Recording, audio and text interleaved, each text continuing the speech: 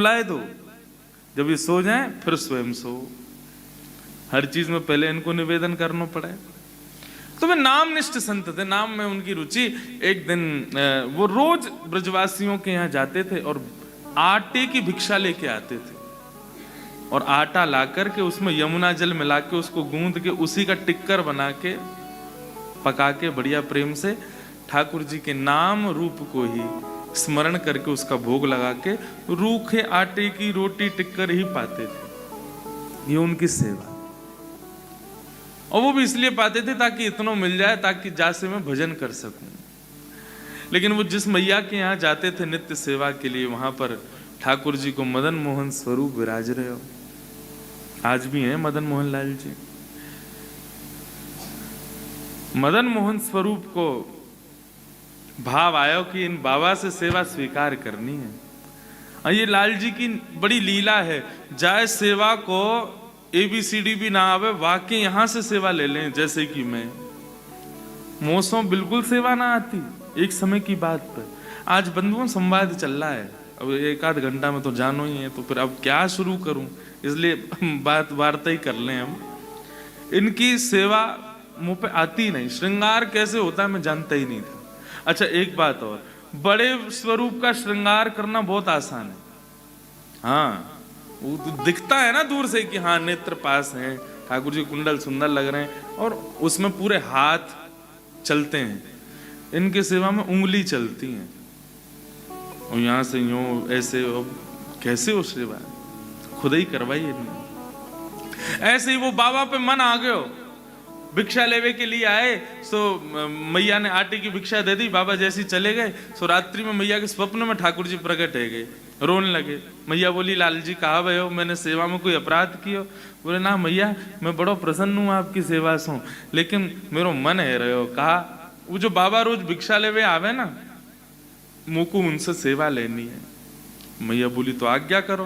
बोले आज्ञा यही है, कल वो आमे तो उनको भिक्षा के रूप में मोह दे दियो, मैं उनके संग चलो जाऊं। मैया बहुत रोई, मेरी सेवा में कोई कमी? लाल जी बोले मैया तेरी सेवा पूर्ण है गई, मैं तो नित्य रहूंगा, तू तो कल चली जाएगी। मैं तो नित्य विराजे वा रहा हूं, मैं अपनी आगे की व्यवस्था कर रहा हूं।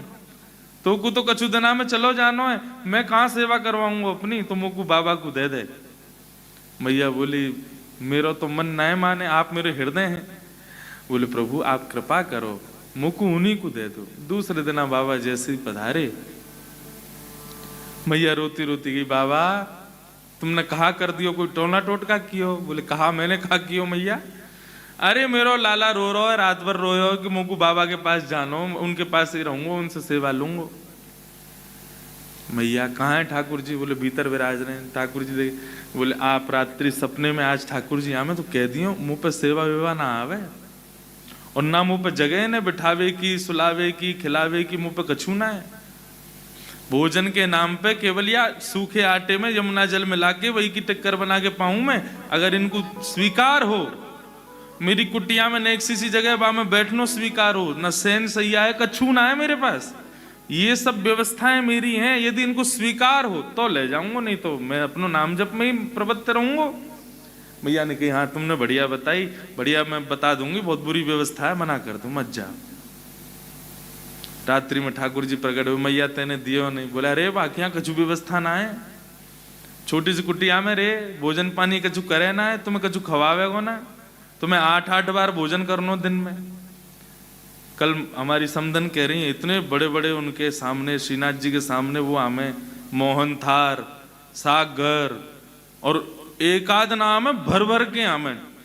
गोवर्धन पूजा पे तो नियम है, जब तक ठाकुर जी की नाभि ना ढक जाए इतना ऊंचा ऊंचा भोग लगाओ ठाकुर जी के आगे।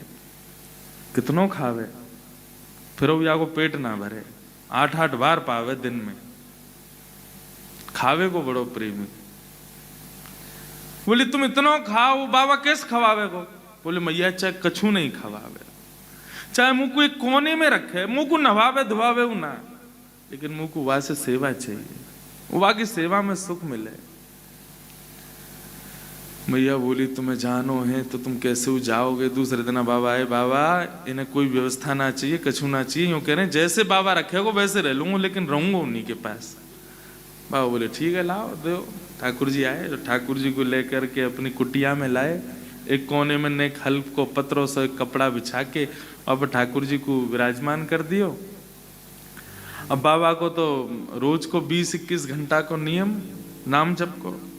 बाबा अपनो नाम जप करे, ठाकुर जी बैठे कोने में बड़े मस्त, आनंद है रो ने। लेकिन 10-12 घंटा तक तो भूख रोक ली ठाकुर जी ने। वाके बाद देखी भाई बहुत तगड़ो भजन है, 22 घंटा 20 घंटा बैठ के कुछ खावे ही ना है। 20 घंटा बाद भजन करने के बाद उनको ने थोड़ी नींद आई तो थोड़े सो गए। सोवे के बाद में उठे, स्नान ध्यान करके भिक्षा में आटो लेकर के आए। वहां में यमुना जल मिला करके वह आटे को गूंद करके टिक्कर बनाने लगे। कोने में बैठे ठाकुर जी के मुंह में पानी आ गया। हाँ भैया तू कछू दे, तू साधारण रोटी दे, कछु कबाब। ठाकुर जी के सन्मुख एक पत्तल लगा करके वहां पे सूखी रोटी केवल जो वो बनाते ठाकुर जी के सन्मुख पधरा दी। जैसे ही ठाकुर जी के सन्मुख पधराई है, ठाकुर जी ने प्रेम से पावे के बाद में ठाकुर जी बाबा ने अपनो भोजन कियो, भोजन आदि करके बाबा फिर से भजन में बैठ गए। जैसे ही भजन में बैठे तो 5-10 घंटा बाद ठाकुर जी प्रकट भये और प्रकट होकर के वाके हृदय में कहने लगे, बाबा मोको तुम्हारी सेवा में खूब आनंद आ रहा हो, तुम्हारी कुटिया में खूब सुख मिल रहा हो, सब बहुत सुखी है रहूं मैं। लेकिन बाबा मैं बस इतना निवेदन कर रहा हूं कि आप आटो तो लेके आओ ही हो, नेक नमक और लिया करो। वह आटे में नेक नमक डाल दोगे तो नेक तो स्वाद आवेगो। अच्छा तो कल से मैं आटो लाऊं नमक लाऊं? बोले हाँ भाई इतना कर लो, या तो ज्यादा हमें नहीं चाहिए सेवा में, भाई इतना कर लो। बाबा बोले ठीक है। अब सबके यहाँ गए आटो लेवे के काजे, तो बोले कि नेक नमक और दे। बोले बाबा जीव में चटोरोपन आने लगो। बोले हमने हमारे ना आयो, एक आ गयो चटोरो घर पे, वाके काजी चाहिए। लाए आटो लेके वहां में बढ़िया नमक वमक मिला करके सुंदर वाकी टिक्कर बना के ठाकुर जी के सामने जैसे ही पधरायो, प्रेम से ठाकुर जी ने पायो। पाने के बाद में बाबा अपना भजन करवे बैठ गए। 2-4 दिन ठाकुर जी कुछ नहीं बोले। 2-4 दिन तक बाबा यही नमक रोटी खवावे। 4 दिन बाद ठाकुर जी फिर से आ गए। बाबा अब का भयो? बाबा सब ठीक है, एक आलू और लिया करो। वह आलू को उबाल के या फिर भून के वहां में बढ़िया नमक डाल के एक चटनी सी है जाए तो रोटी निगलवे में सुख मिलेगा। तुम तो केवल रोटी आटे की बढ़िया वहां में आटे और नमक की रोटी खवाए तो बात कहाँ सुख मिले? बोले हम तो पहले ही कह रहे थे हमारे यहाँ कुछ नहीं। बोले बाबा यहाँ में कुछ और करना, थोड़ी एक आलू ले आओ बस, तुम मत खाइयो मुँह खवाए दे करो।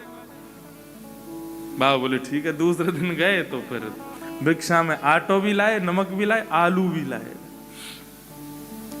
भून के आलू बाबा ने बढ़िया वाकू मीण करके चटनी बनाई और ठाकुर जी के सन्मुख पधराई। ठाकुर जी प्रेम से भाई 2-4 दिन कुछ नहीं बोले, बढ़िया आनंद आया। अब 2-4 दिन बाद ठाकुर जी फिर से प्रकट भये। बाबा बोले अब का है गो? बोले अब रोटी भी बढ़िया है, चटनी भी ठीक है, बाबा कोई दिक्कत ना है, बस एक निवेदन हो। कहा सूखी रोटी ना निगलवे में गले में इर्ज जाए तो ने घी चुपड़ दे करो। कल सेवा में जाओ तो एक कटोरी घी ले आई हूं। बाबा बोलो मुझ दिख रहे हैं तुम्हारे लक्षण कायते जा रहे हैं। बोले बाबा और इसके बाद में कुछ नहीं कहूंगा, तुम घी और लिया आओ बस। दूसरे दिन बाबा घी भी लिया है। अब रोटी बने, आलू की चटनी बने और उनमें घी डले। ठाकुर जी प्रेम से 10-15 दिन कछु नहीं बोले। एक दिन ठाकुर जी फिर प्रकट भये। जैसे ही प्रकट भये बाबा ने अपनी माला छोड़ी, ठाकुर जी उठाए वह मैया के यहाँ ले गए, ले धल्ले आए। बार बार आ जाए और आके कभी म्यों लिया, कभी आए लिया, कभी वाय लिया। मुंह पे ना होगी मेरा नाम छूट तो जा रहा है। जैसे ही ठाकुर जी बाबा मैया को देने लगे, ठाकुर जी दौड़ करके बाबा के गले से लिपट गए। बाबा तुम जैसे रखोगे रहूंगा, लेकिन रहूंगा तुम्हारे पास, अब ना जाऊंगा कहीं। कैसे कृपालु है, कैसे दयालु है नाथ। हमारी कैसी भी सेवा हो, वो हम पे कृपा है ठाकुर जी की, धीरे धीरे हम सेवा में बढ़ोतरी करें, धीरे धीरे सेवा में कछु सुंदर प्रदान करें, लाल जीवा को स्वीकार करें। लेकिन फिर भी हम कैसी भी कर दें, ठाकुर जी कभी कुछ शिकायत ना करें। और ये ऐसे ही हमको होना चाहिए। जब लाल जी ने हमसे कछु नहीं कही, कभी लाल जी ने हमारी व्यवस्था में, हमारी सेवा में कभी कोई कमी नहीं निकाली, तो हम ठाकुर जी के दिए गए सुंदर जीवन में क्यों कोसते रहे, क्यों कमी निकालते रहे? आपने ऐसा कर दियो, वैसो कर दियो। कोसना खुद को कोस लो, कोसना अपने क्रियान को कोस लो, लेकिन ठाकुर जी से कुछ मत कहो। ठाकुर जी ने तो सब प्रेम से प्रदान किया है। सूरदास जी कहते हैं, बिन गोपाल को नहीं अपनो, गाइए, बिन गोपाल को नहीं अपनो, बिन गोपाल को नहीं अपनो, बिन गोपाल को नहीं अपनो। कि जा दिन तेरो मन पंछी उड़ जाएगा। पहले मैं भाव ऐसा करता था कि प्राण निकल जाएंगे, लेकिन अब ऐसा भाव आ रहा है कि जादना तेरे मन रूपी पक्षी को श्री किशोरी जी अपने पिंजरा में बंद कर लेंगी, जादना वाकु स्वीकार कर लेंगी, वो मन श्री लाल जी के चरणन को शरणागत हो जाएगा। तादन तेरे तन तरवर के सवई पात, मतलब समस्त इच्छाएं झड़ जाई हैं, फिर कछु ना सुहावे गो।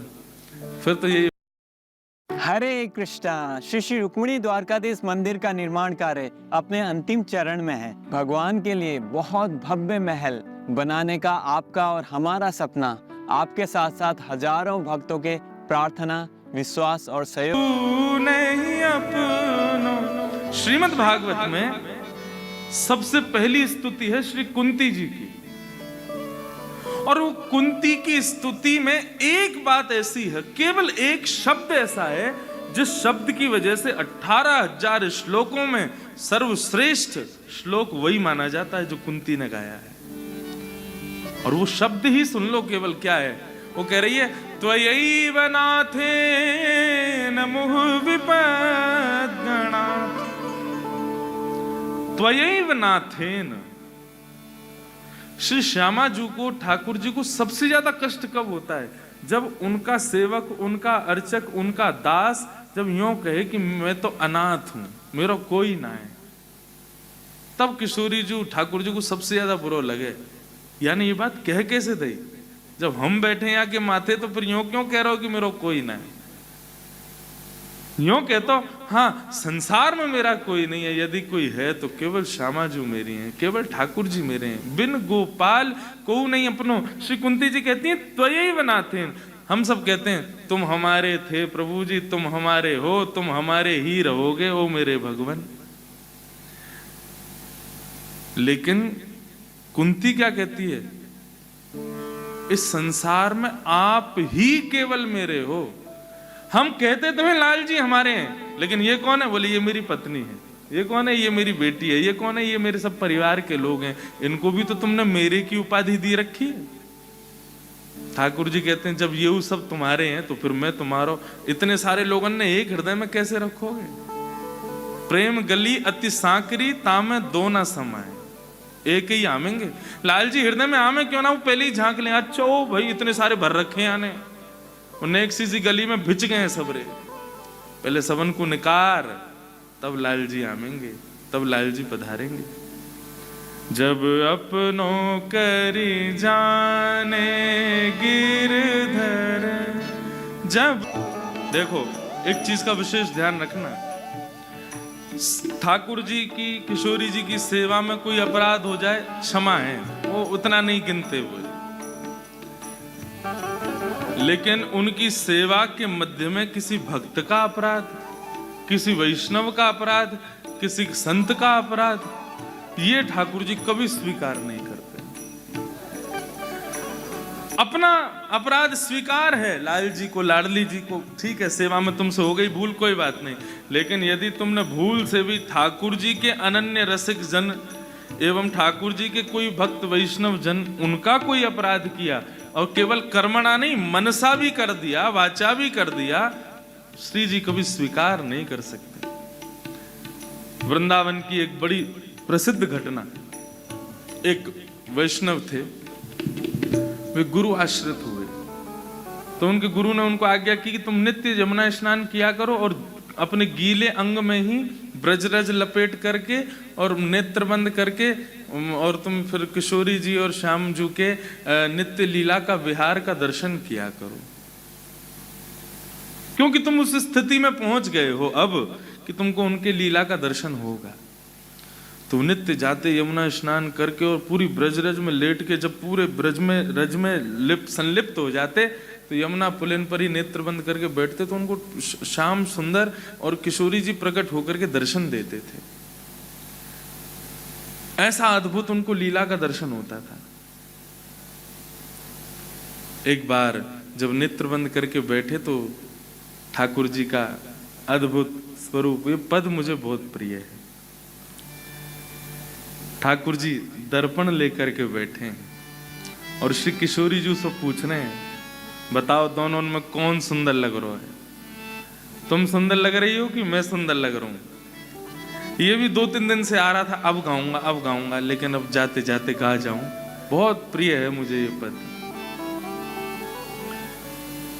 तेरो मुखनी को की मेरो श्याम प्यारी, तेरो मुखनी को की मेरो श्यामा प्यारी, तेरो मुखनी को की मेरो श्याम प्यारी, तेरो मुखनी। ठाकुर जी की लीला को नेत्र बंद करके दर्शन करो। ठाकुर जी आरसी हाथ में लेके बैठे हैं, श्याम सुंदर के बगल में किशोरी। तेरो मुखनी